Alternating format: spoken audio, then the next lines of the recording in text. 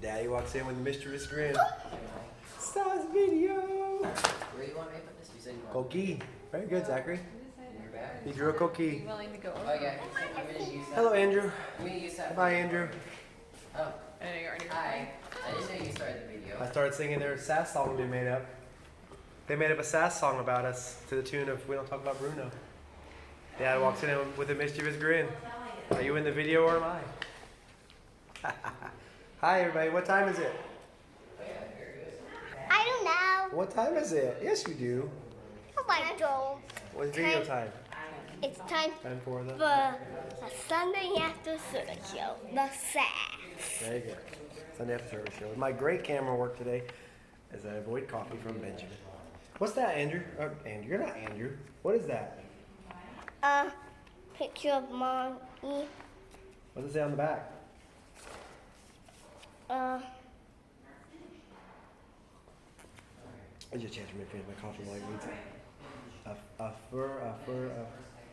Thank you, Pastor. thank you, Pastor. Hello. Yeah, we see you, Andrew. This Thank you, says Pastor. thank you, Pastor. Very good. It's time for Sunday after service Pastor show. Alfred. Let me see. The Let me see better. Put the fur. After her. Can you translate that for us? Benjamin, you need to. I don't know what that says, but it's cute. You made me What's on the front? how you walk. No, you fell down. That's mommy. That's mommy. So you said thank you, Pastor, and you drew a picture of mommy. Yep. Okay then. And they drew, and then it's drew time for Sunday after service show. That's me? And that. Very good. What's this one? From Joshua. Apparently me teaching in class. Yep. Oh, Benjamin, get the paper off the table. Okay, up there. green today. Green. Yep. Not me. So context. Yeah, there's just random picture our kids are drawing because Yeah. you know. We did in class today. We talked about Moses' dying and how that he was a good leader, and before he left them and he died, that he gave them instructions. And so he was with a new generation of people. The entire previous generation had died because of their disobedience, and he gave them instruction again, and he gave them a song to remember, and he pretty much gave them all the tools they needed, and then raised up, of course, Joshua. But then at the end, like the kicker was that he basically tells them it's not going to be enough. They're going to disobey anyway. And Yeah, that. yeah. And so the connection was then taking that and then recognizing leaders in our church, which just so happens to be, for some of them, their dad. So, That's me. Yeah. yeah. So the goal was to draw for somebody or write a note of appreciation for the leadership. I get the other two, but I left them up there. Sorry, I'll show them. We'll post Yeah. them on Facebook or something. Because they needed a good leader. There was none other, they say after that, there was like him other than Christ, but that Christ was deserving of even more glory than that. Yep. And that still today we need that good leadership in the church. Not because they're such perfect men, because Moses was clearly not. He couldn't even go in the promised land. But, you know, they need leadership. It needs to be, it's God's way of doing things. So Very good. Cool. Did you play a game today? we did. What was that? Throwing a ball and getting it on an exact target without rolling off, without anything like that. So the children of Israel were going around and getting close to the promised land, but not getting in. I see. It's a great way to adjust your glasses. Obviously Coffee impossible. cup. Obviously very impossible. Yeah, Jeremiah got it on exactly, and then it just rolled off. That's how it works. That's how Yeah. sin works. Get close. But it wasn't about sin necessarily, but yeah. Also wrapping up the unit about sin, though. This was all. The unit about sin. It was. I It know. was for children. They Rebellion, can understand this concept. They Yep. complained over and over again, and that had to be punished. And God is just in doing that. Yep. So. So we had some guests with us this morning Yeah. from IBM Not Global. from the.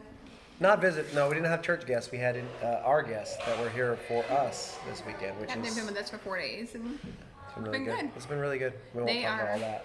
they are our member care people. So while the missionaries and pastors are. While the missionaries. I was just waiting for that because Okay. they have no idea what that means, but they told us we interrupt each other a lot. They actually said they're like, you know, you've interrupted each other like 5 times this morning. We're like, so he says from now on we're supposed to just kind of put up the hand when we do it, and we caught on to it pretty quick, but we still do it. It's going to be a habit for a very long time to have to break, but Yeah, we do it a lot. we do it a lot. We made fun of it in the video. Or they might have said that. Huh? What? They might have said that.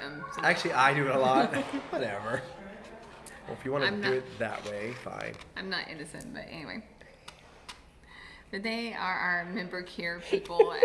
Sorry. As pastors and missionaries care for where they are at, they are the people that care for the missionaries because we are in a culture and even among churches and organizations and ministry where you just go, go, go, and it's very results driven instead of being grace driven. And it's trying to help us move from the mindset of being results driven to grace driven. So, and doing all the things. The idea that we have to be here, we have to do all these things versus the truth that God doesn't actually really need us at all, and He's just choosing to use us, and we should rest in Him and leave the results to God. And it's not that you don't want results, you don't try to produce them, but the mindset is different. Very different. Very different. It's not dependent on me, it's God. It's something you don't even realize you're doing a lot of times. No.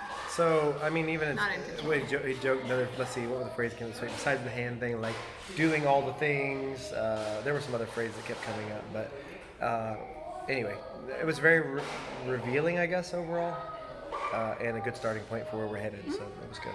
But they were with us They'll be today. with us this afternoon again at the house, but they came to church this morning, Good with us today. It's good for the church to see who's caring for us while we're caring for them, and that balance in that, because we all need that in our lives. We need people that's speaking life into us and helping us to see. And there's do it better. For a missional pastor, it's very multi-dimensional in a lot of ways, and so our people only see one side of it usually. And they got to see, the other side of it now. Yeah, you see where who's on our, on our side, who's behind us. We're all behind them, of course, trying to lead the church, but who's helping us. So they don't always get to see our partners. They don't always get to see the people who are praying for us, and they just got to see a small part of that. Yeah. They don't know all the stuff we talked about this week, but they at least know that they were here to talk to us. And I was like, hey, from Wednesday through Saturday, I'm not going to be available mostly unless there's a major emergency. We're going to be with this thing. It's for us. They're, oh, yeah, okay, cool. And then I say, hey, how was it? Did you enjoy it? I'm like, yeah, it's good. We learned a lot, things like that. But that's not today, though. That's not Sunday. Just but they were here on Sunday. A little background reason of why they were here, Yeah, and their son helped with the kids and stuff. Logan is awesome. But here in the church, they were able to just sit and observe and enjoy. They've never been to Puerto Rico before, and they seem to have enjoyed it. Yeah, we took them all over. We took them all the way up the mountain. We took them to Rincon on Yasco. We showed them the maps of all the areas around us and talk about some future plans, things like that as well. So, how was service today? It was good. It's good. Yeah. A little down in attendance in not Spanish. like last week. It didn't have the same energy as last week because we had less people. It's one of those things. It's like you can't help but feel different when there's a church full of people and the church is not full of people. Yeah. It's a natural thing. You have more community, more energy, more conversation. It's just naturally louder. People more energy when they feel like they're not the only ones here. But it's not because I think there's probably for our case, probably a lot of pride behind that because you're like, hey, there's a lot of people here today. There's not many people here. It's just it's hard not to feel that way, even though we don't focus on that as a whole. It's still. And I told him for the kids, like, yeah, we might have a lot of people, we might not. I don't really care. It's not the point, because we know where we are throughout different times. But he doesn't have the same feeling all the time with that. I don't think I feel that. I think it's just the equation of more bodies equals more noise and more noisier, conversation. And the people are naturally conversational and people are naturally loud as a culture. Yeah. And once you have more bodies, it's just going to be more of that. If you have a visitor, there's going to be, hey, a new person. And if there's not a visitor, you're still going to have people communicating, hey, how's so-and-so and how's this, because they've been together for a while. Yeah. But in the English service especially, we have several that are not in every service for various reasons. And some of it's just because they're not plugged in. Some of it's because of their lifestyle. They're not able to be here every week with work and such. So, some weeks are just higher than others. And the same with the Spanish service. And especially if you have a large family and if they're not there, it makes a big difference when you have a church plan. So that's just one of those realities. It is not necessarily bad. It's just you see the difference quickly if it's there. But the people that were here, it was very solid and everybody good community. Good fellowship among each person, and I was only in here for the English, so I can only speak for that. The good fellowship, and it's still good. Yeah, the people here are they always spend time talking together, and I laugh because one of the guys here with our board he's the money, like the financial side, and so I said he deals with IRS stuff for us and all that kind of stuff, keep us legal. And then I noticed that him and one of the guys were talking about IRS and trying to come after the churches and stuff. I'm like, he cornered him, so that was funny. Nobody cornered the other one this morning. Nobody caught him. Guess not. He got away. The kids couldn't play their game this morning. I'm talking about our other. You didn't. Lily. I said from a distance, hey, this, bye. You stopped them for a minute. Very briefly. Yeah. But anyway, no, it was good. Even though we were a little lower today, it was good. We had a good service. We sang some songs we hadn't sung in English before. Pedro had some animal Oh, today. he's in Spanish, or he's singing, he's doing this, and he's So yeah, 82-year-old man, and he's singing Hallelujah. You know, he's going. And he's singing. We sang, you know, like I love to tell the story, which is an old hymn. Obviously, he knows that one. And then we sang what's it called in English? I don't even know what it's called. The other one, the new one, Aquella Cruz. What's that called in English? It's the Red Cross, but I don't know what it's called. It's Man of Sorrows. Man of Sorrows. The newer, I think it's Hillsong. The newer, yeah. So we sing that one. He's been singing with us for years too. We've been singing here in church for a couple of years, and he knows that one just as well. Yeah. And so he's doing the same thing. His arms swinging like he's leading the music and stuff. We're trying to get him to do some more of the actual music leading in the future, I think, because even though he's 80 something, he still sings with a lot of animo, energy. Next birthday's coming. They all have Oh birthdays yeah. in Well, the I have it summer. marked on my calendar in June. Yeah. May is in May right after we leave. Anyway, so yeah, it was good. I mean, the preaching, I preached on the four soils, which is, as you always say, well, it's a familiar text. Not always a familiar text to everybody, though, but it's a text that we probably know. So I'm not trying to come up with new stuff, you know, just trying to explain it to where, and the thing, I guess, really, with the church, certain people in church, where they are right now, having new people and having people dealing with certain things, and you're looking at this, and you're like, for me anyway, I can see people who are going through some of these things, and it seems like they might be struggling with those. You know, I don't know their heart fully. I just see that if something doesn't prove itself, that you can see these four things in action among the people we deal with in the church, you know, and the ones that are just not interested, the ones that are struggling between the cares of the world and their family and everything else versus the work of God, and then the ones who are making emotional decisions. We see kind of all of that right now. It could be all be just a trial. It takes time. That's the biggest thing. It takes time to produce fruit, and the fruit will tell the difference. I won't judge them where they are right now, because they could just be going through a very, very lengthy, very difficult, you know, trials, or just growing through it. And it's just one of those things that you don't want to judge people where they are. You just pray for them. Hope they are. I hope they figure that out. But anyway. And for context, you people may not know, you preach expository style. They also know So who it watch the wasn't SASS just- videos. They know that. So it wasn't just that you jumped to, you know, the easy passage of the source. You're doing I'm a in Matthew series. 13, yeah. You've been 50 weeks over in. 52. Yeah. Yeah. 52 weeks. Anyway, and doing solve mysteries out of the parables. And so now that you're in Matthew 13, it's just the next one. And so just explaining it for what it is. Yep. And so. Next week we get to talk about those darnels. I don't know if I use that title yet or not, but I thought about it. Darnels are the false, the tares. That's what they are called. Scientifically, they're called darnels. So I don't know how to translate that in Spanish, though. And nobody told me how to say keeping up with the Joneses in Spanish. Maybe it's the keeping up with the Jose or something. I don't really know. But I asked him to tell me. They didn't tell me. Something to do with rice and beans, I'm sure. Probably. Rice and... I know you say, like, I don't mess with somebody else's rice and beans. You know, that's something you do say. But that's like, I don't get in their I business. don't put myself in their rice No me and meto beans. en su arroz y gandule, whatever. I don't arroz, put myself in their rice and habichuela. beans. And you say things like, I'm going to say this in arroz y habichuelo. I'm going to say this in black and white, like real simple, you know. So they apparently use beans a lot in illustrations, yeah. Mango bajito is like low-hanging fruit, so The it's easy, like the but easy not the picking most on. profound Or, thing. yeah, just simple stuff. So, yeah, so I'll find out. So, anyway. Yeah, it was good overall. I mean, again, so the biggest, for me anyway, insight to my stuff, because I have to prep for it. The biggest thing with a new sermon that's not a text it's new to you, like you've heard it, you've studied it, kind of, I know what it means. The biggest temptation with that is just to preach it based on what you already know, instead of really sitting down again and looking at it and letting it speak to you and letting it sink in, right? And understanding it before you start. Even as I was preaching in the first and second service, I was like, I said something in the first service and I realized, well, I probably say that differently in the Spanish, and so I even after I'm preaching, I'm already like, oh, I probably should re-emphasize that or change that, or this word is more important to focus on than that one, stuff like that. So that's the cool thing about preaching twice. The English service, my test dummy, and the Spanish gets to hear the better version. But then just taking it and make sure you actually expound upon it like you would any other text. This is what it says, this is what it means culturally, this is how it applies to us. Regardless of how many times they might have heard it, it can still apply to you because, you know, it's the Bible, and that's how it works. And so, yeah, I love preaching. Parables are not new.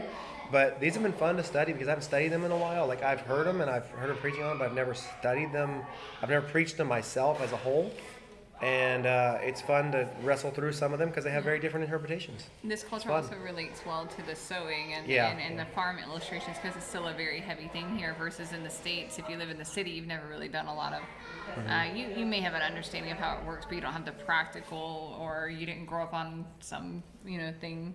Unless you so did. here, the majority of people, if they don't do it, their grandfather did it, or their neighbor does it, or something. So and we're still they doing still it. have open markets, vegetable markets, and stuff that are pretty common. So it's very easy, practical illustrations for the majority of the time, which is just like Christ did. He just used that thing that's right there to teach. Right, and that's what I told him this morning too. I was like, so this text has come much more alive to me since I came to Puerto Rico and started planting things. The patience required, all the work, the time. Literally seeing stuff growing on a rock. I picked the tomato plant that was growing on top of a rock. And so we've seen these things physically for ourselves. And then in dealing with people in the church, on top of that, as you do both, you see the coordination there. And so when Jesus was talking to an agricultural society, they were like, yeah, we get that. And here, our people are like, yeah, we get that. They say, it can't grow in that. It can't grow on the street. It can't grow on top of a rock. They've all done this too.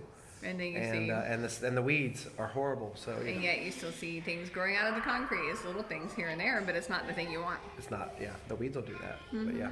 So it's more relatable for me and for them, I guess, than it would be maybe in other contexts. So that's kind of cool. And certain other texts won't be like that. It just depends on. But the agricultural society, that's fun. So yeah, we're gonna. I don't know what to say. It was fun. We had a good time. Like I said. Even being low, and then it's always good to see the younger people talking with the older people in the church. I had one guy today came in, and I just challenged him to keep trusting God for his needs. That if you put God first, He'll provide for what you need. And he was about crying, by the way, when we did the thing that we talked about, and so I was just like, I won't share in the video what we did, but. So because it'd sound like bragging no matter how we say it, but he didn't want me to. He just found that his needs were met. And that he trusted, and it worked. I basically, God's not a genie, but there are times where you have to have discernment and just do what the Holy Spirit leads, regardless. I was sharing this illustration with the kids that God is just wanting obedience. When Moses was given the law again, he said, just read this every 7 years, sing these songs for this remembrance, and just obey. If you obey, that's all he ever wanted, just simple obedience.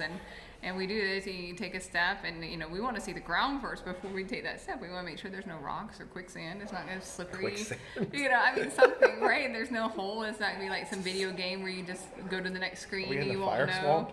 But you just never know, right? and you get it there and you kind of take a breath. Okay, I'm good. And then he asks you to move again. You're doing it hesitantly. And if you are growing correctly in the sanctification process, the steps get easier, not because the thing is easier, but because you can trust. You should be able to look back and say, God provided here and here and here. He'll take for you again. Yeah, normally speaking, yes. It doesn't mean you're not afraid, but you can still trust easier. There's less doubt on that respect. It should be easier, yes. Not always. Sometimes you still fall back. That's why I said it should be. And just like Israel, it should have been, but it wasn't. So but he doesn't want us to worry about the steps way down there. He just wants us to worry about the next step. Yeah, something we've been dealing with a lot currently, apparently, with. Should I say the next step in obedience, not just the next step? Yeah. So, like, speaking of, we're dealing with some of those questions right now. A lot of what ifs of what could happen versus what we just need to go ahead and do. And it's possible some of that affected some of the energy today too, because one of the practical sides of ministry is that when your brains are overloaded, and maybe in a good way, maybe in a bad way, they're just overloaded. It does come out in how you teach and things, and there's a lot of grace for that too, though. Yeah. And the word is still the word, so it'll still speak to people, even if we're brain fried, which we're probably we're pretty brain fried. But on the way out the door today, one of the ladies said, "I think I found my place," and cool. I'm loving this. This feels like family, and she's new. She's been following our page for years, and then finally came. Yep.